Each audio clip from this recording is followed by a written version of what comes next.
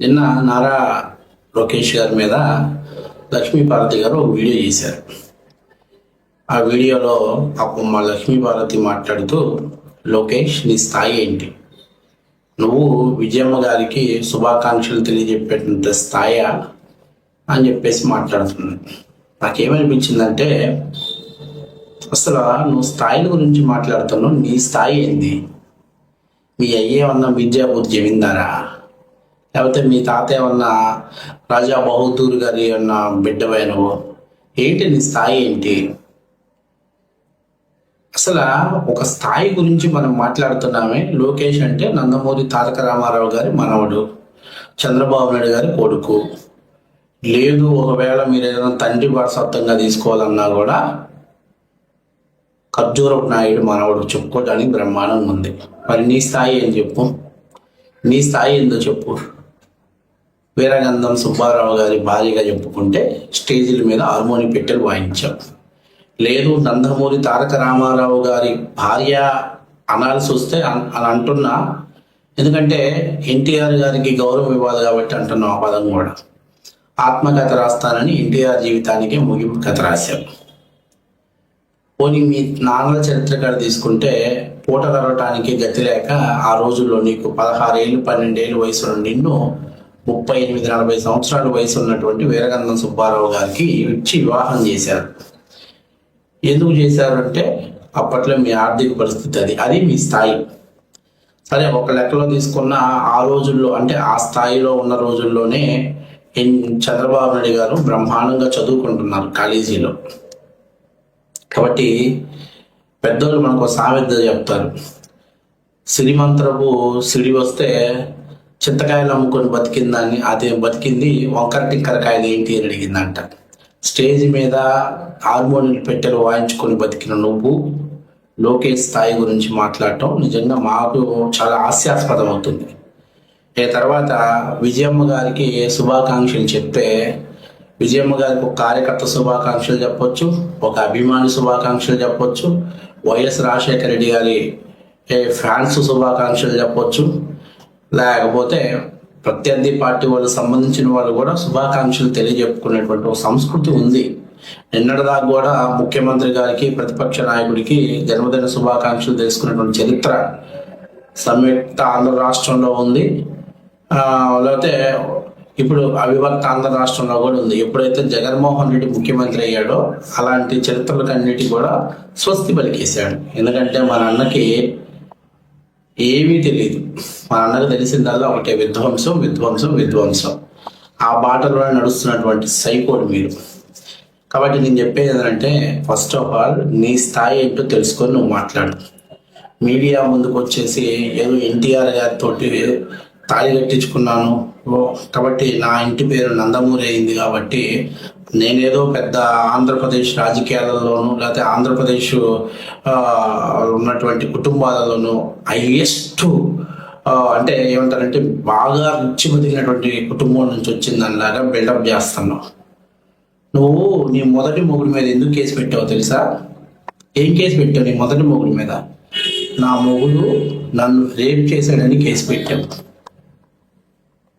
ఏంది, 42 సంవత్సరాల వయసు కలిగిన సుబ్బారావు 18 సంవత్సరాల వయసు కలిగిన నిన్ను రేప్ చేశాడని కేసు పెట్టావు. ఆ తర్వాత పోలీస్ స్టేషన్ తర్వాత బయట పంచాయతీ చేస్తే ఏం చెప్పావు?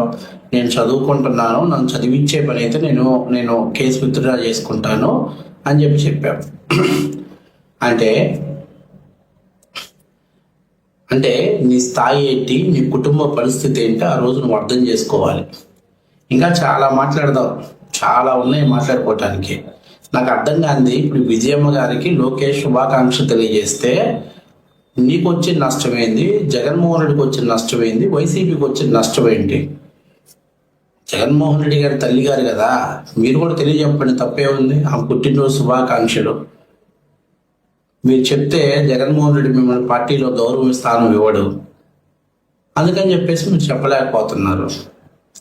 ఇప్పుడు నేను అడుగుతున్నా, నీకు వైఎస్ఆర్సీపీ పార్టీతో నీకు సంబంధం ఏంటి?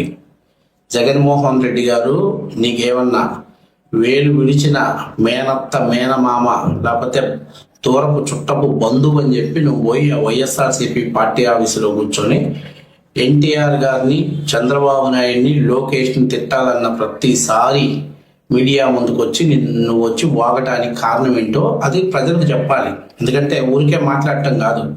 నేను అడుగుతుంది ఏంటంటే, విజయమ్మ గారికి శుభాకాంక్షలు చెప్పి తినే తన వైఎస్ ఫ్యామిలీని చీల్చారని, అంటే వాళ్ళ కుటుంబం మధ్య తగాదాలు పెట్టారని నువ్వు అంటున్నావు కదా. మరి నీకు వైఎస్ కుటుంబంతో కానీ లేకపోతే జగన్మోహన్ రెడ్డి గారితో కానీ ఎక్కడైనా కానీ బంధుత్వం ఉందా? ఏంటికి నువ్వు ఆ పార్టీలో చేరి ఎప్పుడు ఎన్టీఆర్ విషయం మీద మాట్లాడాల్సి వచ్చినప్పుడల్లా, అంటే ఎన్టీఆర్ గారి వర్ధంతి జయంతి కల్లా నువ్వు పోయి అడిగి పోయి ఒక ప్రెస్ మీట్ పెట్టేసి నా దేవుడికి ఎన్ను పోటీ పొడిచాడో నా దేవుడు అని చెప్పేసి అక్కడ కూర్చొని మీడియా సమావేశంలో మాట్లాడాల్సిన పనే ఉంది. నేను అడుగుతున్నా, నువ్వేమన్నా వస్తా పల్నాడు ప్రాంతం నుంచి ఒక 200 కోట్ల రూపాయల రోజున డబ్బులు తెచ్చి ఎన్టీఆర్ చేతిలో పెట్టి ఎన్టీఆర్ నేను నువ్వు ఆదుకున్నావా? లేకపోతే పార్టీ ఖర్చులు పెట్టావా? లేకపోతే నువ్వేమన్నా పార్టీ పెట్టి బ్రహ్మాండంగా పార్టీని నడుపుతుంటే ఒకవేళ ఎన్టీఆర్ గారు సినిమా ఫీల్డ్లో ఉండి నిన్నేనా వివాహం చేసుకొని మీ చేతుల్లో పెట్టిన పార్టీని ఏమన్నాయి చంద్రబాబు నాయుడు లాక్కున్నాడని చెప్పేసి నువ్వేమన్నా బయటకు వచ్చి మాట్లాడుతున్నావు? ఏ కారణం చేత నువ్వు మాట్లాడుతున్నావు చెప్పు? ఏ కారణం చేత నువ్వు లాక్కుంటూ వచ్చావు? ఒక సంచి, అందులో బుక్కు, పెన్ను పట్టుకొని దేశ దిమ్మార్లాగా ఎన్టీఆర్ గారి ఆత్మకథ రాస్తారని చిన్నగా ఆయనకు మందు పెట్టో మాపు పెట్టో ఎన్టీఆర్ గారి జీవితంలో జాయిన్ అయ్యావు. జాయిన్ అయిన బోడి మండవి ఎన్టీఆర్ సేవ చేసుకోకుండా బంగారం మీద, పదవి మీద, పార్టీ మీద పెత్తనం చేయాలని కోరిక పుట్టింది. నీకుండా పార్టీలో విచ్ఛిన్నం వస్తుంది కాబట్టి ఎవడైనా అంతే. మీ నాయన మిమ్మల్ని వదిలేసి ఇంకొక దాన్ని చేసుకుంటే, నాయన నువ్వు మొగోడివి నాయన, మొత్తం ఆస్తంతో తమ్ముళ్ళకి పెట్టి మేము బయట ఉంటామని ఎవరు కూర్చోరుగా. అది ధర్మం మాట్లాడాల్సి వస్తే. ఇంకో విషయం ఏంటంటే, అసలు హిందూ ధర్మంగా మాట్లాడాల్సి వస్తే మొదటి భర్తకు విడాకులు ఇవ్వకుండా వివాహం చేసుకుని నిన్ను ఏమంటారో నేను అనలేకపోతున్నా. దానికి అది మా సంస్కారం అడ్డం వచ్చింది. ఇన్ని రోజులు తెలుగుదేశం పార్టీ కార్యకర్తలకు ఆ సంస్కారం అడ్డం రావటమే నీకు ఈరోజు ఈ నోరు రావటానికి కూడా కారణం. ఏమంటారు నిన్ను? మొదటి భర్తకు విడాకులు ఇవ్వకుండా, మొదటి భర్తకు పిల్లారుండగా నువ్వు ఎన్టీఆర్ గారిని వివాహం చేసుకున్న నిన్నేమంటారు? నేను కాదు బతుకు జట్కా బండి లాంటి ప్రోగ్రాంలో రోజే చాలాసార్లు మాట్లాడింది. ఒకసారి వీడియో రివైజ్ చేసుకో. సరే, ఓకే, పక్కన పెట్టేసే. ఇవాళ ఎన్టీఆర్ చంద్రబాబు నాయుడు గారి మేనత్తను గడుస్తున్నాడా? లేకపోతే చంద్రబాబు నాయుడు గారి తమ్ముడు కొడుకు రామ్మూర్తి నాయుడు కొడుకు పరిస్థితి ఏంటి అని చెప్పేసి మాట్లాడుతున్నావు కదా. నేను అడుగుతున్నా, ఈరోజు నీ కొడుకు దగ్గరికి నువ్వు వెళ్ళి రోజున ప్రశాంతంగా మాట్లాడగలుగుతున్నావా? ఈ కొడుకు నా కొడుకు అని ఎప్పుడైనా చెప్పుకోగలిగావా? ఎప్పుడైనా మీడియాకు చూపించుకోగలిగావా? ఈ కొడుకు నా కొడుకు అంటే ఎవరికి ఈ నా కొడుకు అవుతాడు అని మీడియా అడిగింది. అంటే వీరగంధం సుబ్బారావు కొడుకు అవుతాడా, నందమూరి తారక రామారావు కొడుకు అవుతాడా అని చెప్పేసి మీడియా అడిగింది. లేదు, వీరగంధం సుబ్బారావుకే కొడుకు అవుతాడంటే నా కొడుకుని తీసుకొచ్చి నందమూరి తారక రామారావు గారి సతీమణి నందమూరి లక్ష్మీభారతిగా చలామణి అవుతున్న నీకు కొడుకు ఎట్టయ్యాడని సమాజం అడిగింది. కాబట్టి ఇంత దిక్కుమాలిన చరిత్ర, ఇంత నీచమైనటువంటి బతుకు నీది పెట్టుకొని నువ్వు మీడియా ముందుకు వచ్చి సిగ్గు శరం వదిలేసి నువ్వు మిగతా వాళ్ళ కుటుంబాల గురించి, వాళ్ళ జీవిత చరిత్రల గురించి, వాళ్ళ గురించి మాట్లాడుతున్నావు.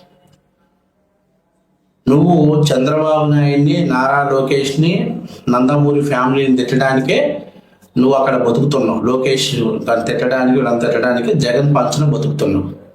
నేను అడుగుతున్నది ఏంటంటే, నీకు జగన్కు ఉన్నటువంటి సంబంధం ఏంటో మీడియా ముఖంగా తెలియజేయు. గత 25 ఏళ్ళు 30 ఏళ్ల నుంచి తెలుగుదేశం పార్టీకి ఒక శిఖండిలాగా పట్టుకొని వేలాడుతున్నావు.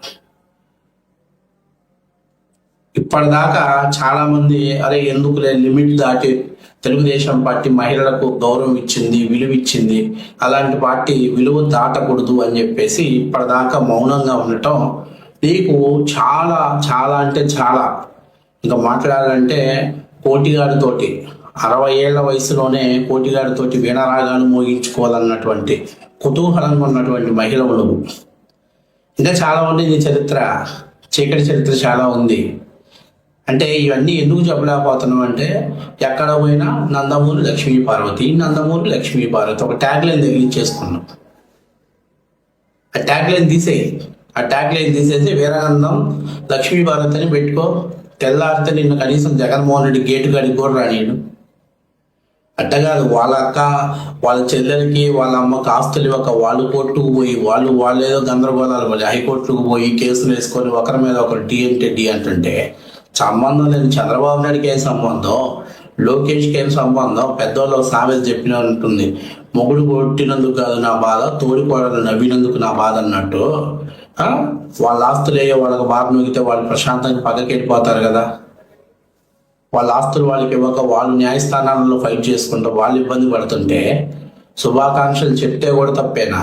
మీ బతుకులు గెట్టవుడికి శుభాకాంక్షలు చెప్పలేరు, ఎవరన్నా సుఖంగా ఉంటే ఓర్చుకోలేరు, ఎవరన్నా ఫ్యామిలీ ఆనందంగా ఉంటే కళ్ళలో నిప్పులు పోసుకుంటారు. ఇది మన చరిత్ర. కాబట్టి లక్ష్మీ భారతి నేను చెప్పేది ఏంటంటే, వన్స్ అగైన్ నువ్వు స్థాయి గురించి కానీ ఇంకో దాని గురించి కానీ మాట్లాడితే విజయవాడ చౌరస్తాలు తిప్పి తంతారు అంత, లేకపోతే పల్నాడు ప్రాంతంలో నీ చీకటి చరిత్ర అంతా బయటికి తీస్తారు. కాబట్టి మన రేంజ్ హార్మోని పెట్టా దానికి బూజు తులుపుకునే చరిత్ర మనది, అర్థమైందా?